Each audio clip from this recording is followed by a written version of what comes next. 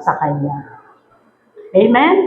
Dahil si Kristo ang tunay na binigyan ng pamamahala sa nilikha ng Diyos. At tayo bilang nilikha sa ilalim ni Kristo, meron din binigyan tayo ng Diyos ng otoridad sa pamamahala. Kaya pag-aaralan natin ngayong linggong ito, understanding territorial dominion, pag-unawa sa territorial na kapamahalaan. Nawawala yata. Ang teksto natin, nakukunan natin ng pointers ay mula sa Genesis 1:26 to 28 at Psalm chapter 8 verses 4 to 6. Yung Psalm 8:4 to 6, iyan ay nasulat din, inulit yan sa Hebrews 2:7 to 8. Ano nga ba yung territorial dominion? Katulad ng nakikita nyo sa larawan, bawat isa ay may tatayuan. Sa lupain na ito, sa mapa ng mundo, katulad na lang, pag nagtayo ka ng bahay, yung tinayuan ng bahay mo, yun ay teritoryo na ibinigay na sa iyo ng Diyos. At bawat isa sa atin, may ibibigay ang Diyos na tatayuan. At kung saan ka itatayo ng Lord, kaya ikaw ang tinayo doon, ay ikaw ang binigyan ng kapamahalaan. Diba? Kung ilalagay natin ito sa political setting, halimbawa ang barangay captain o kapitan, ang nasasakupan niya, kung dito, yung kapitan dito, ang nasasakupan lang niya barangay kaingin. Kung siya naman ay mayor, ang nasasakupan niya ay buong hati na yata yung Bulacan, ano? Hinati na yata yung Bulacan. Tama. Hindi pa? Sino yung nakakaalam? Mga nag-aaral, parang hinati na yung Bulacan eh. O sa Congress lang. Kasi dalawa na yung congressman, dati isa lang. Amen? So, bawat munisipalidad ng Bulacan ay may mayor. Di ba? Sige nga, sino ang mayor ng Malolos? O alam nila, sino ang gobernador ng Malolos, ng Bulacan? O sino yung representative natin sa Congress? So, galing memorize. Ganon din. Sa kaharian ng Diyos, bibigyan tayo ng mga tatayuang teritoryo. Madalas sinasabi ko, pwede yung personal, pwedeng pang-pamilya, at pwedeng pang-iglesia. Wala lang pang-sports. Pang-pamilya. Pwede rin, kung ang linya mo ay kung ikaw ay coach sa isang basketball team. Amen? Teritoryo mo yun. So may iaatas sa iyo ang Panginoon na gagawin doon sa ibinibigay. Katulad ko, kung ako ay isang boss sa isang opisina, teritoryo ko yung lugar na yon, yung grupo na yon, na binigay ng Diyos na pamahalaan ko. Amen? So, ganoon din tayo. Meron tayong kanya-kanyang lugar. At yung pangunahin, katulad sa mga magulang, teritoryo ninyo, yung inyong tahanan. Kung lalawakan ninyo, sasama nyo na yung iba pang miyembro ng pamilya, yung iba pang mga angkan na, yung buong angkan. Amen? So, ito yung pag-aaralan natin, understanding territorial dominion. Ano ba yung biblical meaning ng dominion? May isang version ng Tagalog, dominion. Parang ayokong gamitin, parang sounds like demonyo. Dominion. Kaya ang ginamit ko ay yung kapamahalaan. Sabi dito sa English, sa Biblical Dictionary, It means the authority and responsibility that God gave humans to manage and care for His creation. This authority is also a right to rule a territory. So, pamahalaan, pangunahan, kasama doon yung pamamahala doon sa dominion. Sa Tagalog, translate natin, nangangahulugan ito ng otoridad at responsibilidad na ibinigay ng Diyos sa mga tao upang pamahalaan at pangalagaan ang kanyang nilikha. Ang otoridad na ito ay isa ring karapatang mamuno sa isang teritoryo. May pamunuang itinatatag at may antas ng pamunuan na kailangang sundin. Amen? Katulad sa ating bansa, hindi po pwedeng maraming presidente. Presidente ng Pilipinas, isa lang ang maaaring maging presidente. Pero pag fans club, pwede maraming presidente. Amen? Kung magtatayo kayo, kung gusto niyo maging presidente, magtayo kayo ng organisasyon. Amen? Ang dami ng mga presidente, may mga presidente ng may tinatawag na presidente ng mga senior, bawat lugar. Narinig ko lang yun, kay Ate Vivian kanina. Na meron pala na bawat LGU o bawat barangay, nagtatayo sila ng yung grupo na pinagsasama-sama. At meron ding tinatawag na mother leader. Para naman sa mga kananayan, meron din bang father leader? Meron bang father leader? Talagang nangunguna ang mga kababayan. Ha? May presidente din sila? Anongin natin, Sister Lisa. Ayan. Binibigay yan ng Diyos para sa kaayusan at para mas maging maayos yung galaw ng bawat iglesia na itinatatag ng Panginoon. Amen? So, yan ang lalakaran natin. Otoridad, responsibilidad, pamahalaan, pangmalagaan, at mamuno. Di ba? Parang pare-pareho. Yan ang mga keywords na dapat nating tandaan pagdating sa dominion. So, meron tayong 5 bagay na aaralin. Ang mundo ganyan lang kaliit sa kanyang Diyos. Kakapiraso siya. Hindi nga kayang makita. Di ba? Pag tumingala ka ba sa langit, nakikita mo yung pinakamalapit na planeta sa mundo natin. Siyempre hindi. Kahit pag meron kang high-end na telescope siguro, pero kahit yung magagandang telescope, hanggang Earth lang ang kaya natin, kayang maabot. Pero yung ibang bansa, meron silang James Webb Telescope na 360 degrees na kaikot sa telescope yung camera niya.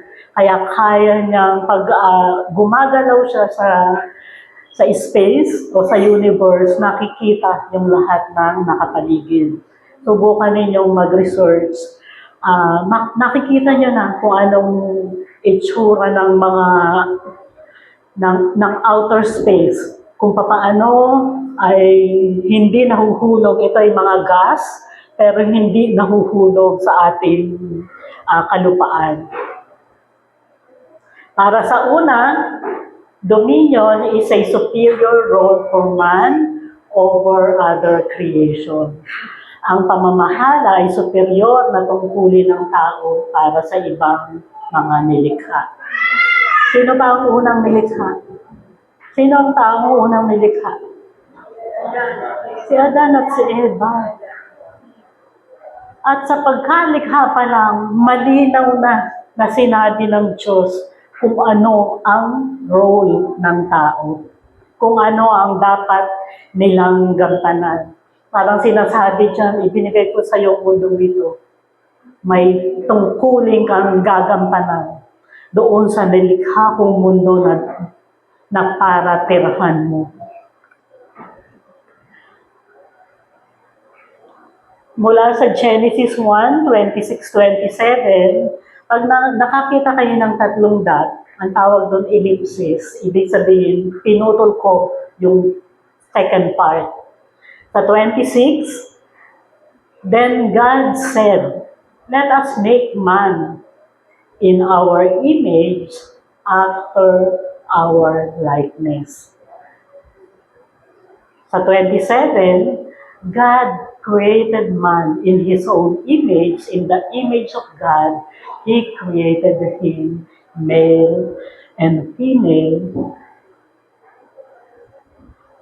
He created them. Ganon, napakahalaga, biruin mo, 3 beses na, 2 beses dito sa verse 27, yung word na He created them. Hindi tayo sumingaw. Kahit sabihin ng yung walang makilalang mga magulang na itinapon sa kalsada, hindi sila singaw. Hindi biglang tumubo na lang. Maski yung mga halaman, mga hayop, may lumikha dyan. Kaya yung turo na galing tayo sa unggoy na nag-evolve, huwag niyong papaniwalaan yun. Iyon ay tanim ng kaaway. Gusto niyo bang ang ninuno niyo ay mga unggoy? Siyempre hindi.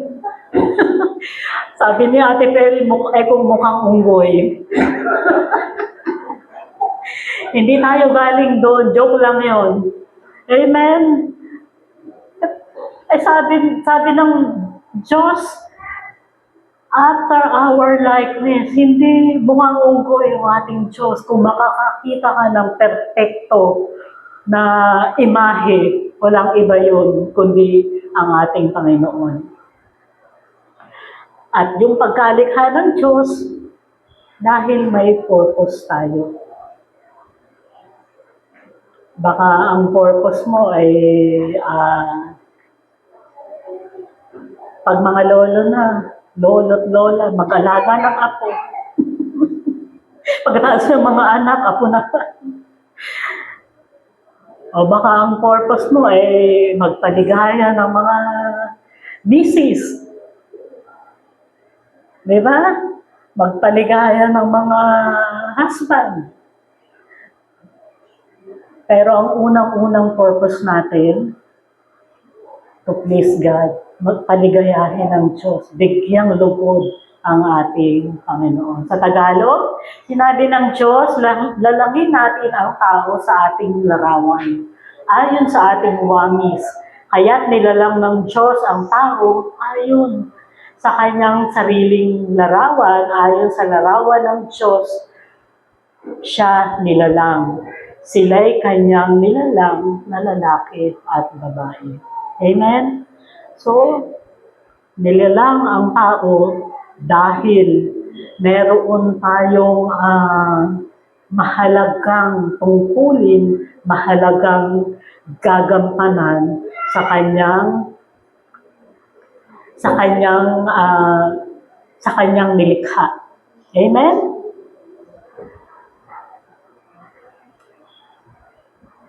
Dagdagan pa natin na mula sa Psalm chapter 8 verse 5, yet you have made him a little lower than the heavenly beings and crowned him with glory and honor. Hindi ka lang basta nilikha.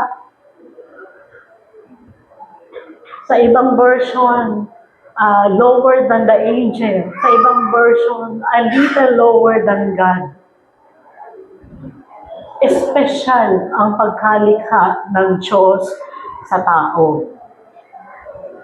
Sa Tagalog, gayon may ginawa mo siyang mababa lamang ng kaunti kaysa Diyos.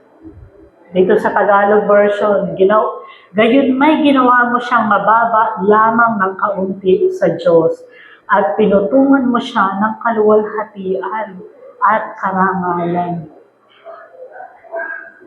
So, espesyal tayo sa Diyos. Tayo espesyal na nilikha. Sa mga nilikha niya, tayo lang ang binigyan ng kanyang wangis. Tayo lang yung binigyan ng pamamahala. At tayo lang ang binigyan ng kaluwalhatian at karangalan. Bakit? Kasi lahat ng yun, ibabalik natin sa Kanya. Lahat ng yun ay, kanina sa verse natin, ang Diyos na hindi nakikita ay makikita sa pamamagitan ng Kanyang nilikha.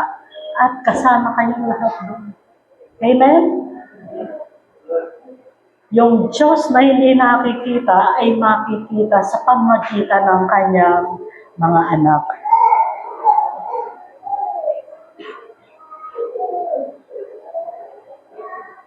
Kaya nga bawat pamilya may kanya-kanyang katangian. Bawat pamilya sabi nga sa mga features, sa mga itsura ay alam mong magkakapatid o alam mong magkakamag-anak. Katulad ng pamilya ni Katoni. Pare-pareho sila ng itsura, yung mata. Isang magkakapareho sa kanila talaga yung mga mata. Amen. At hanggang sa kay Gabriel, tangay-tangay. Kamukha. Di ba? Hindi makakaila. Hindi makakaila. Amen? O si Yana ba, makikita ba sa kanya yung itsura ng kanyang mama at ng kanyang papa? Sabi nga parang ibinakat, parang hinulma. Amen? O, ganun din yung anak ni Sister May. Sabi nga parang hindi lang kambal ang parang pinagbiyak na bunga, maski yung magkakapatid at magkakamag-anak din. Ang itsura ay masyadong malapit. Amen? Para sa pangalawa, dominion is a mandate from God. Ang pamamahala ay mandato ng Diyos.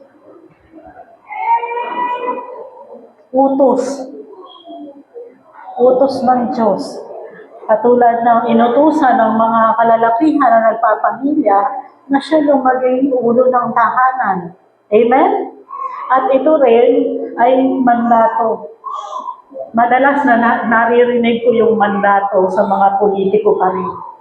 Ang mandato ko ay isulong yung konstitusyon ng Pilipinas. Pero sa bandang dulo, laging babaluktutin para maging pabor sa kanya yung nasusulat sa batas. Amen? Pero ang Panginoon, may mandato siya sa atin at iyon ay para din sa atin. Ano ang sabi ng salita ng Diyos sa chapter 8, verse 6? You have given Him dominion over the works of your hands, and you have put all things under His feet. Sa Tagalog, binigyan mo siya ng pamamahalaan ang mga gawa ng iyong mga kamay sa ilalim ng kanyang paa. Itinagay mo ang lahat ng bagay. Maliwanag yan na ibinigay ng Lord. Binigay sa atin yung kapamahalaan sa mundo na to.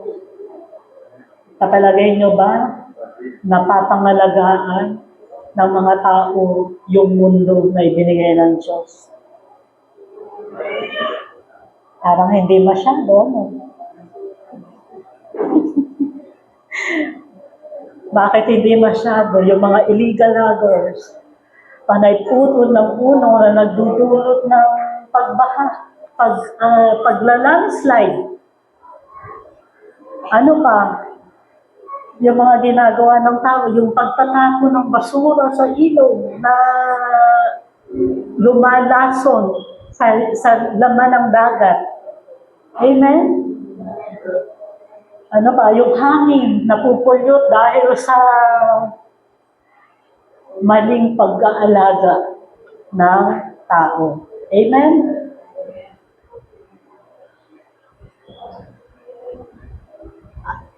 Ang sabi dito, kapamahalaan sa mga gawa ng iyong mga kamay. Lahat ng nilikha ng Diyos ay ibinigay niya ang kapamahalaan sa tao. Amen? Kaya nga noong nilikha lahat ng mga hayop, lahat ng mga puno, halaman, ang unang ginawa ni Adan, pinangalanan isa-isa. Hindi bigla na lang sumulpot siya at hindi tinawag. Kaya yan tinawag na aso, kaya yan tinawag na pusa, kaya yan tinawag na, yun ay translation na lang sa Tagalog. Pero yun talaga yung original na pagpapangalan sa kanya. Kasi nagsalin-salin sa bawat lahi kung paano tinawag ang lahat ng nilikha ng Panginoon. Amen? Para sa pangatlo, yan. Ano yung nilagay sa ating mga kamay? Yung nilikha ng Panginoon. Dominion is to exercise control over the earth. Pag sinabing control, hawak mo, may ginagawa ang kamay mo para pangalagaan yan. May ginagawa ang kamay mo para ingatan yan. May gagawin ang mga kamay mo para ilagay yan sa mabuti. Amen? Kaya kung kahit anong pag-aari na ibinigay sa iyo ng Diyos, pangalagaan mo.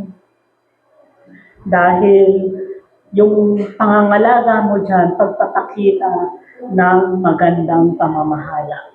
Yung mga anak nyo, pag napalaki nyo yan, nakubog nyo, napalaki nyo ng tama, iyan ay pagpapakita na sinusunod nyo yung mandato ng Panginoon na pangalagaan. Kasi ipinailalim yan sa inyong teritoryo. Amen? At pag naman hindi nakita yung kaayusan ng mga bata, nagiging kapulaan para sa mga magulang. Amen? Pero sa maayos na pagpapalaki, nagiging kapurihan para sa mga magulang. At ganun din ang nais ng Panginoon. Na pag ginagawa natin yung pangangalaga sa nilikha niya sa mundong ito, na ibabalik natin sa Kanya yung kapurihan. At nalulugod ang Panginoon doon. Kaya pag nalulugod ang Panginoon, kung binigyan ka ng isang 100 square meters na lupa, tinamnan mo yan, pinangalagaan mo yan, pinagbuti mo yung pangangalaga para lahat ng tinanim mo ay tumubo, papalakihin pa ng Lord yung patataniman sa'yo. Kasi nakikita ng Diyos na ito pala sa maliit kaya kong pagtiwalaan, sa mas malaki, pag pinalaki ko na, nakita ko na napagtitiwalaan siya sa maliit, mapagtitiwalaan ko na rin ito sa malaki. Amen?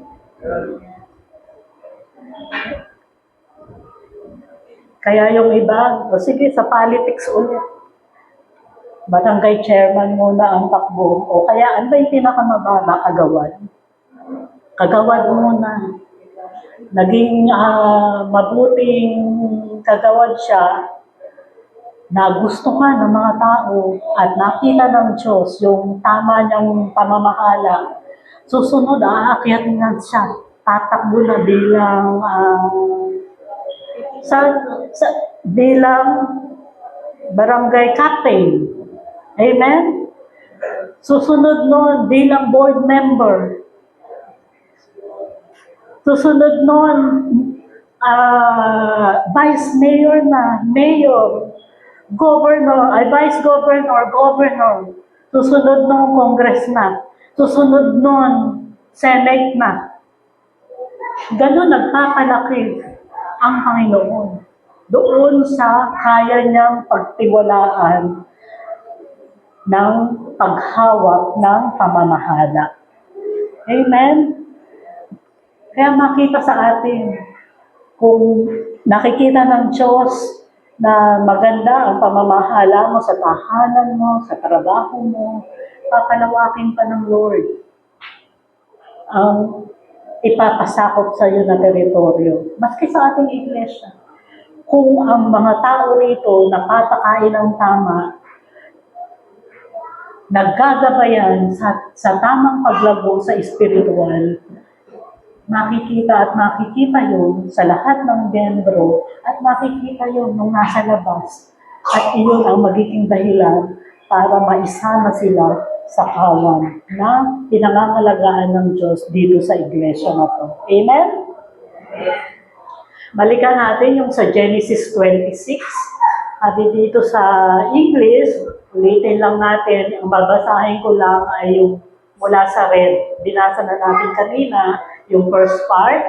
And let them have dominion over the fish of the sea, and over the birds of the heavens, and over the livestock, and over all the earth, and over every creeping thing that creeps on the earth. Amen? Anong pinakita dito? Tubig, hangin, kalawakan, at syempre yung lupa, yung tatlong sangkap na merong mahalaga sa ating mundo. Hangin, kung may nalalamhat ka bang malinis na hangin, maganda sa kalusugan mo. Kung maganda ba ang tubig dagat, dumadami. Kung healthy yung ating mga karagatan, dumadami ang mga isda.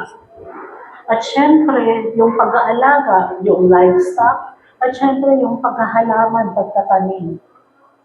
So dahil pinamahalaan mo yun ng tama, ayon sa utos ng Diyos, ang Diyos naman ang mangangalaga sa lahat ng pinapamahalaan mo. Sa Tagalog, sinabi ng Diyos, lalaki natin ang tao ayon sa ating larawan, ayon sa ating wangis, at magkaroon sila ng pamamahala sa mga isda sa dagat, sa mga ibon sa himpapawid, sa mga hayop, sa buong lupa at sa bawat gumagapang sa ibabaw ng lupa. Amen? Magkaroon sila ng pamamahala. Ngayon, ang kaaway ginagamit ang tao para maging abusado sa kalikasan. Para maraming huling isda gumagamit ng dinamita. Uso pa ba yun? Kasi nung napunta kami sa lugar ng medyo malayo siya sa gawing Bataan, yung pinuntahan naming resort medyo malayo. At may mga nangingisda mo, alam mo na nagda-dynamite. Kasi naririnig mo, inahagis na gano'n, tapos biglang, hindi naman alon yun, biglang gaganyan ng tubig. Amen? At tayo ay naririto, paano natin tutulungan yung pangangalaga? Siyempre, re-report natin yung mga nangyayari na hindi maganda, yung mga illegal hacking. Kaya lang, pagka nalagyan na, o sige, okay na, may clearance na doon sa DENR, yung mga nagkakwari. O okay na, may konting cash lang. Okay na. Amen? Iyan ang trabaho noong kaaway ng mundo na to. Pero ang trabaho ng mga anak ng Diyos ay gawin ang tama at manalangin tayo para doon sa gumagawa ng mga mali. So yung susunod, dominion is to multiply spiritually. Ang pamamahala ay upang magparami sa spiritual. At dito tayo kumikilos. Bilang iglesia, tungkulin natin, responsibilidad natin na dalhin sila sa kawan ng Diyos.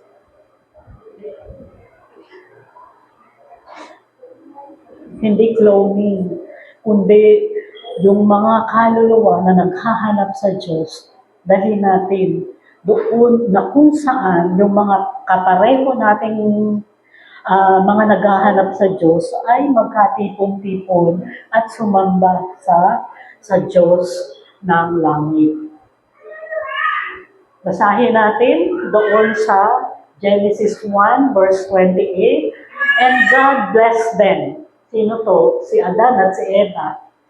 And God said to them, be fruitful and multiply. Fill the earth and subdue it. Yung panahon nila, diliwanagin ko lang, yung panahon nila, dadalawang tao pa sila. Ang utos ng Diyos sa kanila, magparami kayo kasi ang laki ng mundo, hindi nyo kayang pangalagaan lahat. Sa dami ng nilikha kong hayop, sa dami ng itinanim kong halaman, sa dami ng ginawa kong isda, hindi nyo kayang pangalagaan lahat. Kaya magparami kayo. Pero sa kapanahunan natin, ang hinihingi ng Diyos, i-multiply natin yung mga kaluluwa na sasamba sa Kanya. Magparami tayo. Katulad ng sinabi sa Revelations, hindi babalik ang Panginoon hanggang hindi niya nakukuha yung itinalaga niyang numero ng mga kaluluwa na mapupunta sa langit. Amen? May certain population lang yung pinili niya at magpasalamat tayo dahil kasama na tayo doon sa grupo ng tao na kasamang ililigtas at aakyat sa langit. Amen? Kaya sa ngayon, ito yung panawagan ng mga anak ng Diyos. Hanapin natin yung mga kaluluwa na naliligaw o dati nang nakakilala sa Diyos na wala, ibalik natin sa kawan. Yung mga kaluluwa na hindi kilala ang Diyos, ipakilala natin. At pag nakilala nila ang Panginoon, sasama sa ating pagsamba. Ito ay hindi pagpaparami lang dahil sa pag-aanak. Kasama yon kasi itinutuloy natin yung lahi. Amen? Pero kung sa konteksto ng iglesia, ang pagpaparami na to ay yung kaluluwa na sasamba at maglilingkod sa ating Diyos. Amen? Sa Tagalog, sila'y binasbasa ng Diyos, sa kanila'y sinabi ng Diyos, kayo'y magkaroon ng mga anak at magpakarami. Punuin ninyo ang lupa at supilin ninyo ito. Eh ngayon, punong-puno na ang lupa. Ilang bilyon na ang populasyon ng ating mundo. Ang Pilipinas lang, kung hindi ako nagkakamali, nasa 80 billion. Amen? Sabi sa statistics, kung tama yung nakalagay sa Google. Amen? Ang hanapin natin na ipapasok sa iglesia, yung talagang tinatawag ng Diyos na makakilala sa Kanya. At yung panghuli, ang sabi dito, bakit natin ginagawa yung 1 to 4? Bakit natin ginagawa yung 1 to 4? Dahil kailangan, kung ang cross ay nakashadow dyan sa ating mundo, dapat ang Panginoong Jesus ang maghari sa mundo na to at hindi si Satan. Sa ngayon, si Satan ang maghahari kasi yun yung nasa plano. Pero babalik muli ang Panginoong Jesus para maghari at kunin yung kanyang mga anak na narito sa mundo na to. At yung panglima, dominion is to bring glory to God through Jesus Christ. Ang pamamahala ay upang magdala ng kaluwalhatian sa Diyos sa pamamagitan ni Hesus Kristo. Tayo ay representative. Ang Panginoong Diyos Ama, ang representative na nung bumaba ang Panginoong Jesus ay si Kristo. Representative na sa atin. Ngayong umakyat na muli sa langit ang Panginoong Jesus, tayo na ang representative ng ating Panginoong Diyos Ama. At lahat ng ginagawa natin bilang anak ng Diyos, bilang mananampalataya, ay refleksyon na kung anong spiritual na estado natin. Ngayon, kung ang ating lahat ng ginagawa ay naaayon sa kalooban ng Diyos, iyan ay magbibigay ng kaluwalhatian sa ating Panginoon. Amen? Kaya dapat maging mabuting representative tayo ng Panginoon. Kaya nga yung ating, yung isang kasama sa bawat grupo ng dito sa yung word na ambassadors. Kasi tayo yung mga ambassadors ng ating Panginoong Jesus. Nire-represent natin siya. Kaya yung nakikita sa mga anak niya, dapat magdadala ng kapurihan at kaluwalhatian sa kanyang pangalan. Amen?